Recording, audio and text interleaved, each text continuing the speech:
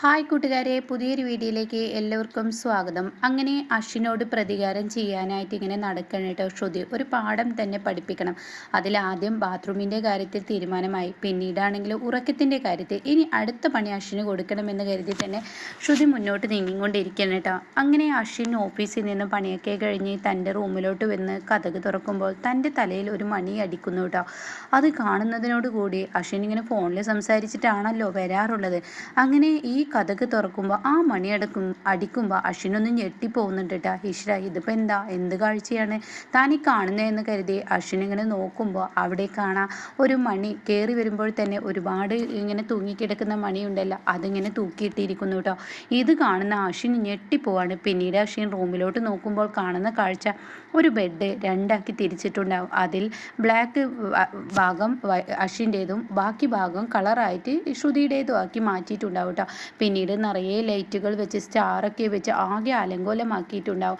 അങ്ങനെ മൊത്തത്തിൽ ഇത് തൻ്റെ റൂമാണെന്നോ കരുതി അശ്വിൻ വീണ്ടും വീണ്ടും തൻ്റെ റൂമിലോട്ട് നോക്കുമ്പോൾ, നിങ്ങൾ വന്നില്ലേ, ഞാൻ കണ്ടു, ഞാൻ കേട്ടു, നിങ്ങൾ വന്ന ആ സൗണ്ട്, അതിനാണ് ഞാൻ ഡോറ് കതക് തുറക്കുന്ന ആ ഭാഗത്ത് ആ മണി വെച്ചിരിക്കുന്നതെന്ന് പറയാനിട്ടാ. നിങ്ങൾ വരുമ്പോൾ നിങ്ങളുടെ തല അതിന്മേൽ വെച്ച് ഇടിക്കും, അപ്പോഴെനിക്കിവിടെ അറിയാൻ കഴിയുമെന്ന് പറയാനിട്ടാ. പിന്നീട് ശ്രുതി ഇങ്ങനെ പറഞ്ഞു തുടങ്ങുകയാണ്. അങ്ങനെ ശ്രുതി പറയണേ, അതെ, നിങ്ങൾ അങ്ങോട്ടേക്ക് നോക്കണ്ട, ബെഡ്റൂമിൻ്റെ മുകളിലായിട്ട് കാണുന്നില്ലേ നിറച്ച് സ്റ്റാറുകൾ, അതെ, നിലാവ് കണ്ട് പുറത്തിരുന്ന് നക്ഷത്രങ്ങളെ എണ്ണയുണ്ടല്ലോ, ഇവിടെ തന്നെ കിടന്ന് നക്ഷത്രങ്ങളെ എണ്ണാലോ എന്നിങ്ങനെ ശ്രുതി പറയുന്നു കേട്ടോ. അപ്പോഴാണ് ശ്രുതി തന്നെ ഇങ്ങനെ പറഞ്ഞുകൊണ്ടിരിക്കുകയാണ്. അങ്ങനെ ശ്രുതി, അയ്യോ, ഞാൻ ഒട്ടിച്ച ഈ പോസ്റ്റർ ഇവിടെ നിന്ന് വീണോ എന്ന് പറഞ്ഞിട്ട് സൽമാൻ ഖാൻ്റെ ഒരു ഫോട്ടോ ആയിരിക്കും കേട്ടോ, അത് വീണ്ടും ഒട്ടിക്കാൻ ശ്രമിക്കുകയാണ്. അങ്ങനെ അശ്വിൻ അങ്ങ് ദേഷ്യം പിടിച്ചിട്ട് വാട്ട് എന്ന് പറയാൻ ഒരുങ്ങുമ്പോഴേക്കും ശ്രുതി പറയണ, വാട്ട് എന്നൊന്നും പറയണ്ട, ഞാൻ പറയാം, ഇത് സൽമാൻ ഖാനാണ്, ഇയാളെ നിങ്ങളറിയോ? അയാളെ എനിക്കറിയട്ടോ. നീ ഇപ്പോൾ ഞാൻ പറഞ്ഞതിന് ഞാൻ ചോദിച്ചതിന് സമാധാനം പറയും, നീ എന്താണ് ഈ റൂമിൽ കിടന്ന് കാട്ടിക്കൂട്ടിയിരിക്കുന്നത്? അത് കേട്ടോടെ തന്നെ അശ്വിനോട് ശ്രുതി പറയണ, എന്ത് കാട്ടാൻ? ഞാൻ കാട്ടിയിരിക്കുന്നത് സൽമാൻ ഖാൻ്റെ ഫോട്ടോ, ഇയാളെ ആരാധിക്കുന്ന എത്ര പേരുണ്ട്, ഇയാൾ എൻ്റെ ഇഷ്ടപ്പെട്ട നടനാണ് എന്നൊക്കെ ഇങ്ങനെ പറഞ്ഞു തുടങ്ങിയിട്ട് ഫ്ലൈയിങ് കിസ്സൊക്കെ ശ്രുതി കൊടുക്കണം കേട്ടോ. ഇത് കാണുന്ന അശ്വിനൊന്നും ഞെട്ടുന്നുണ്ട് കേട്ടോ. ഇതേ സമയം ബെഡിലോട്ട് ചെല്ലുമ്പോൾ ഇതെന്താ എന്ന് ചോദിക്കുമ്പോൾ, ഈ ഭാഗം എൻ്റേത്, ആ ഭാഗം നിങ്ങളുടേത്, ആ ബാത്റൂമിൻ്റെ ഒരു സൈഡ് എൻ്റേത്, ഈ ഭാഗം നിങ്ങളുടേത്, അതുപോലെ തന്നെ ബെഡ്റൂമും അങ്ങനെയൊക്കെ തന്നെയാണ്, ആ സ്വിമ്മിംഗ് പൂളിൻ്റെ ഒരു സൈഡ് നിങ്ങളുടേത്, ഇതെൻ്റേത് എന്നൊക്കെ പറഞ്ഞിട്ട് ശ്രുതി പറയണേ.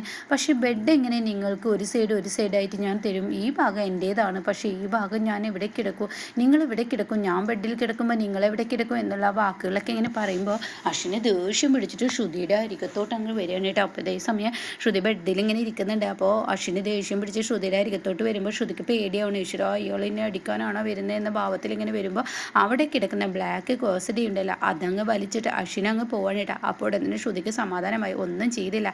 എന്നിട്ട് ശ്രുതി പറയണം, അതെ അതെ അതെ, അവിടെ നിന്ന് അശ്വിൻ സൈറാം എന്നിങ്ങനെ പറഞ്ഞ് വിളിക്കാനേട്ടാ. അപ്പോൾ അശ്വിൻ സാർ അവിടെ നിന്നേന്ന് പറഞ്ഞ് വിളിക്കുമ്പോൾ അശ്വിൻ എന്തോ എന്ന് ചോദിക്കാനേട്ടാ. അപ്പോൾ ഉടൻ തന്നെ ഇതാ തലേണ കൊണ്ടുപോകാൻ മറന്നതാണ്, അത് തന്നതാണ് എന്ന് പറയട്ടെ. അങ്ങനെ അശ്വിന് തലേണ കൊടുക്കട്ടോ. പിന്നീട് അശ്വിൻ പോയിട്ട് ബാൽക്കണിയിൽ കിടക്കുന്നു. ശ്രുതിയാണെങ്കിൽ തൻ്റെ നോട്ട്ബുക്ക് എടുത്ത് വീണ്ടും എഴുതാണ്. അടുത്ത പണി ബെഡ്റൂമിൽ കൊടുത്തു, ബെഡിൽ കൊടുത്തു. ബെഡ് എനിക്ക് ഇന്ന് സ്വന്തം, അയാൾ ബാൽക്കണിയിൽ, അശ്വിൻ സാർ ബാൽക്കണിയിൽ എന്നൊക്കെ പറഞ്ഞ് ശ്രുതി തന്നെ ചിരിക്കുന്നു കേട്ടോ.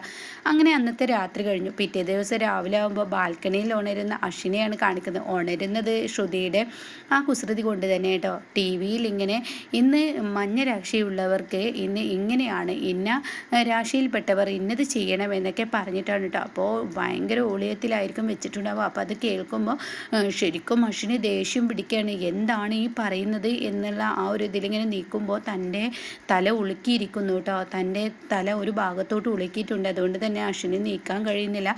അപ്പോൾ ഉടൻ തന്നെ ഇന്ന് ചപ്പാത്തി ഇങ്ങനെ പൊടിച്ചുണ്ടാക്കിയിട്ട് അത് ഇന്ന വെള്ളത്തിൽ കലക്കി വെച്ചാൽ അവർക്ക് നല്ലതായിരിക്കും, വെള്ളത്തിൽ മഞ്ഞപ്പൊടി ഇട്ട് അവർക്ക് നല്ലതായിരിക്കും. അപ്പോൾ രാശി ഇങ്ങനെ പറഞ്ഞുകൊണ്ടിരിക്കുന്നുണ്ട്. അപ്പോൾ അതൊക്കെ കേട്ടിട്ടാണ് അശ്വിൻ നീക്കുന്നത്.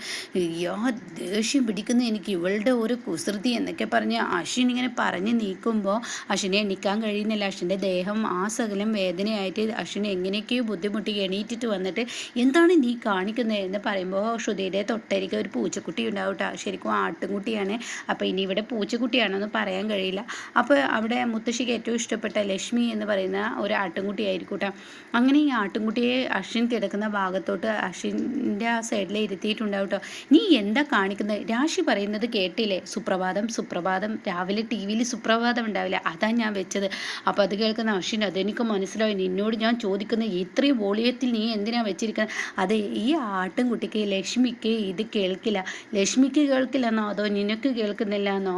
ഞാൻ ഉറങ്ങുന്നത് നീ കണ്ടില്ലേ? എന്തൊരു ബുദ്ധിമുട്ടിക്കലാണ് മറ്റുള്ളവരെ ഇട്ടിട്ട് എന്നിങ്ങനെ പറയണ്ട.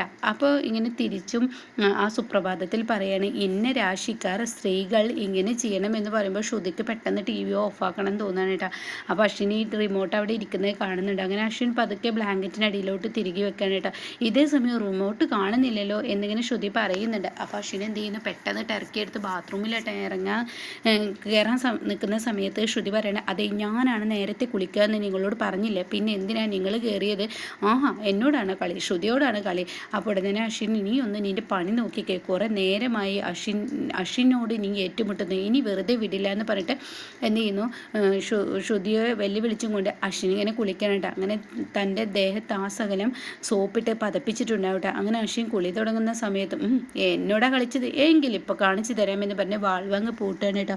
ഇതോടുകൂടി അശ്വിൻ, ശ്രുതി വാൾവ് തുറക്ക്, പൈപ്പ് പൂട്ടല്ലേ, എനിക്ക് കുളിക്കണം, കണ്ണിൽ സോപ്പ് എന്ന് പറയുമ്പോൾ, ഇല്ല ഞാൻ നിങ്ങളെ ഒരിക്കലും കുളിക്കാൻ സമ്മതിക്കില്ല, മര്യാദക്ക് നിങ്ങൾ ഇറങ്ങുന്നുണ്ടോ? ഒരു നിമിഷം കൊണ്ട് നിങ്ങൾ ആ ബാത്റൂമിൽ നിന്ന് ഇറങ്ങിയില്ലെങ്കിൽ അപ്പം ഞാൻ എങ്ങനെ ഇറങ്ങി വരും? എൻ്റെ മേലാകെ സോപ്പാണ്, നീ ആ വാൾവ് തുറക്ക്.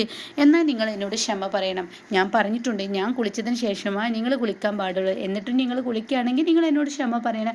അപ്പോൾ ഇത് കേൾക്കുന്ന അശ്വിൻ, ഞാൻ ഒരിക്കലും ആരോടും ക്ഷമ പറയില്ല, എന്നാൽ നിങ്ങൾ അങ്ങനെ തന്നെ നിന്നോ. അപ്പോൾ ഉടൻ തന്നെ ശ്രുതി, പ്ലീസ് ശ്രുതി എന്ന് പറയട്ടോ, പ്ലീസ് എന്നൊന്നും പറഞ്ഞാൽ പറയില്ല, നല്ല പോലെ പറയണമെന്ന് പറയണ്ട. അങ്ങനെ ശ്രുതി ഒന്ന് തുറന്ന് തായോ എന്നിങ്ങനെ കെഞ്ചും കൊണ്ട് അശ്വിൻ പറയുമ്പോൾ ശ്രുതി തുറന്നു കൊടുത്തിട്ട് പറയാണ്, ഒരു നിമിഷത്തിനുള്ളിൽ നിങ്ങളെ ഇറങ്ങിയിട്ടില്ലെങ്കിൽ തീർച്ചയായും വാൾവ് വീണ്ടും പൂട്ടുമെന്ന് പറയണ്ട. അങ്ങനെ ശ്രുതി 1 2 3 വെച്ചിട്ട് ഇങ്ങനെ എണ്ണൽ തുടങ്ങാനായിട്ട്. അങ്ങനെ 9ാമത്തെ നിമിഷമാകുമ്പോഴേക്കും അശ്വിൻ ബാത്റൂമിൽ നിന്ന് ദേഷ്യത്തോട് കൂടി കയറി വരുമ്പോൾ, ഇതാ 10 എന്ന് പറഞ്ഞിട്ട് ശ്രുതി അശ്വിൻ്റെ മുന്നിലോട്ട് ചെല്ലുമ്പോൾ അശ്വിൻ്റെ നെഞ്ചിലോട്ട് അങ്ങ് ശ്രുതി ചായനിട്ട. അപ്പോൾ ഈ കുളിച്ച് വരുന്ന അശ്വിൻ്റെ ആ ഒരു കുളി കഴിഞ്ഞ് വരുന്ന ആ വെള്ളത്തോട് കൂടി കാണുമ്പോൾ ശ്രുതിക്ക് വല്ലാതെ പിടിവിട്ട് പോവാണ്. ശ്രുതി ഒരു നിമിഷത്തേക്ക് അശ്വിനെ തന്നെ ഇങ്ങനെ നോക്കണം. അങ്ങനെ അശ്വിനെ ഇങ്ങനെ നെഞ്ചിൽ ചാഞ്ഞ് കിടന്ന് ഇങ്ങനെ കെട്ടിപ്പിടിച്ച് നിൽക്കുമ്പോൾ അശ്വിൻ പറയണ, 10ാമത്തെ നിമിഷമായി ഇറങ്ങി, ഇനി നീ കുളിച്ചോ എന്ന് പറയണ്ട. ഇതേ സമയം ശ്രുതി എന്ന് പറയണ അശ്വിൻ്റെ നെഞ്ചിൽ ചാഞ്ഞപ്പോൾ ശ്രുതി ഒരു സ്നേഹം അത്രയും തനിക്ക് കിട്ടിയതുപോലെയൊക്കെ ഇങ്ങനെ തോന്നണേട്ട. അങ്ങനെ ശ്രുതി ഇവിടെ ഇത് പറയുമ്പോൾ ശ്രുതി പിന്നെ കിളി പോയതുപോലെ ബാത്റൂമിലോട്ട് അങ്ങ് കയറേണ്ട. അങ്ങനെ ബാത്റൂമിൽ ചെന്ന് താൻ അവിടെ എത്തുമ്പോഴാണ്, ആഹാ എനിക്ക് മനസ്സിലായി, ഞാൻ കുളിക്കാൻ കയറിയതിന് ശേഷം വാൾവ് പൂട്ടാനല്ലേ നിങ്ങൾ ഉദ്ദേശിക്കുന്നത് എന്നൊക്കെ പറയുമ്പോഴേക്കും അശ്വിൻ തൻ്റെ ആ ഒരു കോട്ടൊക്കെ ഇട്ട് ഓഫീസിലോട്ട് പോകാൻ ശ്രമിക്കുകയാണ് കേട്ടോ. ശ്രുതി, ഞാൻ നിന്നെപ്പോലെ ആവില്ല, നിന്നെപ്പോലെ തറ പണികൾ ഞാൻ ചെയ്യില്ല എന്ന് പറയുമ്പോൾ, എനിക്ക് മനസ്സിലായി നിങ്ങൾ അത് തന്നെയാണ് ചെയ്യുന്നത്, എന്നാൽ എന്നോടാണ് കളിക്കുന്നത്. നിങ്ങൾ വാൾവ് പൂട്ടിയില്ലേ? ഞാൻ ഡ്രസ്സ് അഴിച്ചതിന് ശേഷം വാൾവ് പൂട്ടാനുള്ള പരിപാടിയാണെങ്കിൽ ഞാൻ നിങ്ങൾക്ക് കാണിച്ചു തരാമെന്ന് പറഞ്ഞ് ശ്രുതി അങ്ങ് നിന്ന് ചീറാണ് കേട്ടോ. അതോടുകൂടി അഞ്ജലി അങ്ങോട്ടേക്ക് ഓടി വരണം. അപ്പോഴേക്കും അശ്വിൻ, നീ എന്തിനെങ്ങനെ കിടന്ന് അലറുന്നത്, എന്താ നിൻ്റെ പ്രശ്നം എന്നിങ്ങനെ അശ്വിൻ ചോദിക്കുമ്പോഴേക്കും അഞ്ജലി, കുഞ്ഞാ എന്താ ഇവിടെ പ്രശ്നം എന്ന് ചോദിക്കാനായിട്ട്. അപ്പോൾ ശ്രുതി, അയ്യോ അഞ്ജലി ചേച്ചി എന്ന് പറയുമ്പോൾ, എന്തിനാ നീ കരഞ്ഞത്? അത് ഈ ബാത്റൂമിൽ ഒരു കോക്രോച്ച് എന്ന് പറയട്ടെ. ഇത് കേൾക്കുന്ന അഞ്ജലി പെട്ടെന്ന് അശ്വിനെ നോക്കും. അശ്വിൻ, നീ എന്ത് ഈ കാണിക്കുന്ന? ബാത്റൂമിൽ കോക്രോച്ച് ഉണ്ടെങ്കിൽ നീ കളയണ്ടേ എന്ന് പറയുമ്പോൾ അശ്വിൻ്റെ തല ഒരു ഭാഗത്തോട്ട് ഉളുക്കിയിട്ടുണ്ട് കേട്ടോ.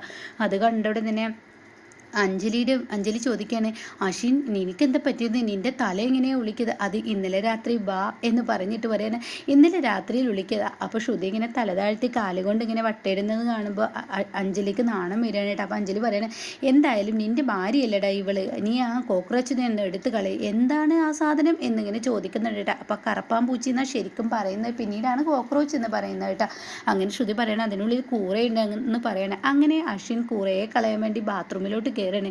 ഇതേ സമയം ശ്രുതിയും പിറകെ കയറണ്ട. അപ്പോൾ ശ്രുതി പറയണേ, അങ്ങനെ നിങ്ങൾ പോകാൻ വരട്ടെ, വെള്ളം വന്നെങ്കിൽ മാത്രം നിങ്ങൾ പോയാൽ മതി, ടാപ്പ് തുറന്നിട്ട് പോയാൽ മതി എന്ന് പറയുമ്പോൾ അശ്വിൻ ടാപ്പ് തുറന്ന് കാണിച്ചു കൊടുക്കുമ്പോൾ ഷവർ ഇങ്ങനെ ഓണാവുന്ന കേട്ടോ, അതിൽ നിന്ന് വെള്ളം വീഴുന്ന അത് കാണുന്ന ശ്രുതി ഒന്ന് ഞെട്ടിപ്പോവാണ്. ഇതേ സമയം ശ്രുതി അപ്പോഴാണ് തൻ്റെ ആ വെളിവ് വരുന്നത്. അങ്ങനെ അശ്വിൻ പറയണ, നിൻ്റെ ഈ കുസൃതിക്ക് നിൽക്കാൻ എനിക്ക് നേരമില്ല, മര്യാദക്ക് നിർത്തിക്കോ നിൻ്റെ ഈ വേലത്തരങ്ങൾ, എന്നോട് വേണ്ട എന്നിങ്ങനെ പറയുമ്പോൾ ശ്രുതിക്ക് വീണ്ടും ദേഷ്യം വരാണ്ട്. അപ്പോൾ ശ്രുതി വീണ്ടും ചീറാണ്. അതോടുകൂടി ഇനി എന്തിനാണ് നീ കിടന്ന് അലറുന്നത് എന്ന് ചോദിക്കുമ്പോൾ അതാ ആ കണ്ണാടിയുടെ മുകളിലായി കറുപ്പാമ്പൂച്ചി എന്ന് പറയട്ടെ, എന്താ നിൻ്റെ പ്രശ്നം? അതേ കണ്ണാടിയുടെ മുകളിൽ അതാ കറുപ്പാമ്പൂച്ചി, എന്നിട്ട് എനിക്ക് കാണുന്നില്ലല്ലോ. ഉണ്ട്, കണ്ണാടിയുടെ മുകളിൽ അതാ കറുപ്പാമ്പൂച്ചി എന്ന് പറയട്ടെ. അങ്ങനെ അശ്വിൻ കണ്ണാടിയുടെ മുന്നിലോട്ട് വരുമ്പോൾ അപ്പോഴാണ് അശ്വിൻ ആ സത്യം മനസ്സിലാവുന്നത്. തന്നെയാണ് ആ പറഞ്ഞത്.